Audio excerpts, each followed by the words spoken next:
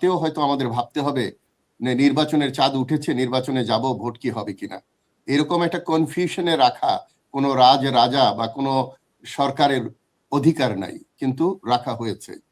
তো সংস্কার ফেল করেছে বলে আজকে এই পরিস্থিতিটা তৈরি হয়েছে।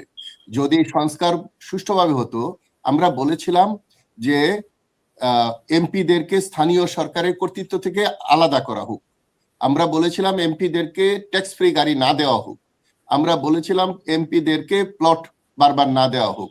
এইসব সুযোগ সুবিধা এবং গম চাল তেলের ব্যবসা থেকে যদি বন্ধ করা যেত, আজকে এই দেশপ্রেমের যে প্রতিযোগিতা হওয়ার কথা নির্বাচনের আগে, সেটা না হয়ে এমপি হওয়ার প্রতিযোগিতা হচ্ছে। এর জন্য দায় দায়িত্ব সরকারের। এই অন্তর্বর্তীকালীন সরকারের ছিল সবচেয়ে বড় সময়, বড় সুযোগ একটা ভালো সংস্কার করা, যেটা তথাকথিত আমাদের রাজনৈতিক দলগুলো করবে না, অতীতে করেই, ভবিষ্যতে হয়তো করবে না চাপ ছাড়া। আমরা বিএনপিকে দেখছি। সুতরাং আজকের যে পরিস্থিতি, এই পরিস্থিতির আরেকটা বিষয় হলো, এই অনেকেই একটা সূত্র বের করেছিল তথাকথিত অপরাজনীতিতে, যে রাজনীতিতে শেষ কথা বলতে কিছু নাই, যার জন্য আজকে আমরা এখানে শেষ কথা দেখছি না। আসলে রাজনীতিতে শেষ কথা থাকা উচিত। এই যারা শেষ কথা নাই বলে, আপনি দেখেন এর আগে এই এনসিপি বিএনপির সাথে জোট করার চেষ্টা করেছে, তারা এবি পার্টির সাথে জোট ডিক্লেয়ার দিয়ে পরের দিন উইথড্র করেছে, পরিশেষে জামাতের কাছে এসেছে। আমার অত্যন্ত শ্রদ্ধেয় আলোচকরা বলেছেন তাদের নিরাপত্তার জন্য। আমি মনে করি না নিরাপত্তার জন্য। নিরাপত্তার ভয় থাকলে তারা তো রাজনীতিতেই আসতো না। আপনি দেখেন তারা 6 মাস পরে রাজনৈতিক দল ঘোষণা করেছে। আমাদের মানে অনুমান, আমরা যতটুকু রাজনীতি করি তা বুঝতে পেরেছি এটুকুই, যে বিএনপি যদি জাতীয় রাজনীতি, জাতীয় ঐক্যের ডাক দিয়ে জাতীয়ভাবে দেশটাকে একটা সঠিক পথে নিয়ে আসার চেষ্টা করত, ভারতের দিকে না তাকিয়ে বা অন্য কোনো সমর্থকের দিকে না তাকিয়ে, 9 বছর যিনি ভারতে ছিলেন তাকে কোনো রকম জিজ্ঞাসাবাদ না করে, ভারতকে আইনের আশ্রয়ে না নিয়ে, তাকে সর্বশ্রেষ্ঠ নেতা তৈরি করে দিয়ে যে আচরণ দেখাচ্ছে, এবং তারেক জিয়া আসার পরে ওনার সাথে নাকি 3 বার কোলাকুলি করছে, অন্য নেতার সাথে 1 বার। এর কি কারণ? তবে কি ওনার আসার ব্যাপারে উনি সমন্বয় করেছেন? তারেক জিয়া এসে 17 বছর পরে এসে দেশে এসে ওনার মা অনেক স্যাক্রিফাইস করেছে, অনেক কথা বলেছেন, কিন্তু যেই দেশটির জন্য আমরা এই সাফার করেছি, যেই দেশটির জন্য আওয়ামী লীগ পুতুল সরকার হয়েছিল, সেই দলটির এবং দেশটির নাম উনি নিলেন না, ভবিষ্যতে হয়তো নেবেন না। এনসিপি সেটা বুঝতে পেরেছে। তবে এনসিপি বিএনপিতে যদি যেতে পারতো, তাহলে বিএনপির রাজনীতিতে হয়তো কিছু পরিবর্তন আসতো বা এনসিপির ভাঙনও কম হতো। কিন্তু এনসিপি তৈরি হয়েছে, বা আমাদের আন্দোলনে তো বলা হয়েছিল এক দানবকে বাদ দিয়ে আমরা আরেক দানবকে আনতে চাই না। তো সুতরাং একই, এই যে আজকেও যে নাহিদ যে স্টেটমেন্ট দিয়েছে যে আধিপত্যের রাজনীতি যাতে শক্তিশালী না হয়ে যায়, এই জন্য তারা এই জোটে গিয়েছে। জোটে শুধু এমপি হওয়ার জন্য নয়, অনেক সময় রাজনৈতিক কৌশলের জন্য যেতে হয়। আমি মনে করি এনসিপির যারা আজকে পদত্যাগ করেছে বা নির্বাচনে যাচ্ছে না, তাদের উচিত ছিল পদত্যাগ না করে নির্বাচন থেকে বিরত থেকে দলের সাথে থাকা। কারণ দল কি বৃহৎ উদ্দেশ্যে কাজটা করেছে, সেইটুক রাজনৈতিক যে মেধা, রাজনৈতিক যে প্র্যাকটিস, সেটা এনসিপির নাই। এনসিপি ততটুকু ম্যাচিউরড হয়নি বলে।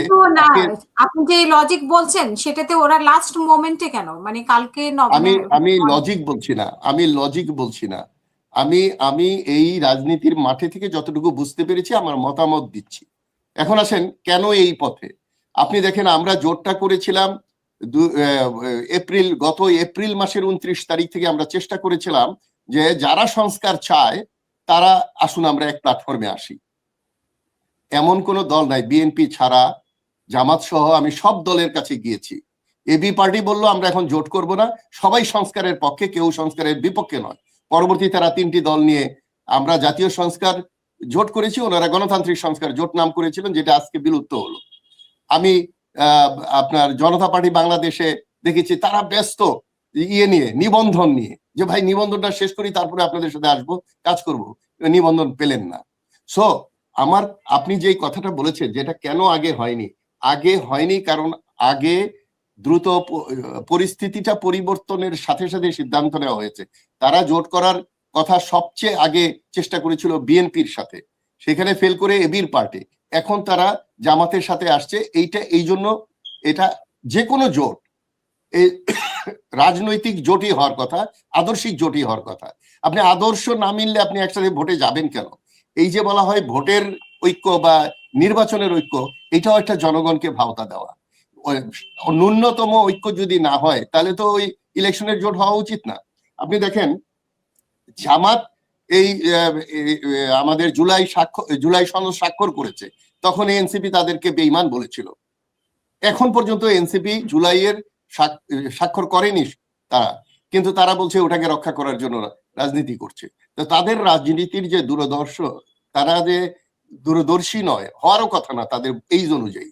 তারা চিন্মৈত্রীতে যখন মিটিং করেছিল, প্রায় 200 অফিসার, আমলা এবং বয়স্ক লোকরা গিয়েছিল। সার্জিস বলেছিল সবাইকে নিয়ে আমরা দল ঘোষণা করব, কিন্তু করেনি।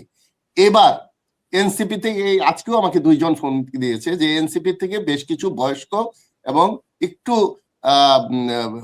মানে আগের পুরনো লোক নমিনেশন পেয়েছিল, তারা কিন্তু 300 সিটের নমিনেশন দিয়েছে। তারা বলছে যে এখন যে 30 জনের জন্য তারা চলে গেল, আমাদের কি হবে? আজকে নুরুল হক নূর প্রথম বিএনপিতে গিয়েছিল, নিজের এলাকায় প্রচার করতে পারেনি, ফেরত আসছে, তাদের বিরুদ্ধে কথা বলছে, আবার এখন 2 সিটের জন্য সে চলে গেল। 2 সিটের মধ্যে আবার একটা সিট, এই যে আপনি যে প্রশ্ন করলেন, তাদের সাধারণ সম্পাদক চলে গেল। আপনি বলেন, আমরা যে বলি খালি ছোট দলকে দোষ দিলে হবে না, বিএনপির মতো একটা দলে যদি কোনো সাধারণ সম্পাদক যায় তাহলে তাদেরই তো বলা উচিত আপনার একটা দল ছেড়ে সাধারণ সম্পাদক হয়ে কেন আসবেন।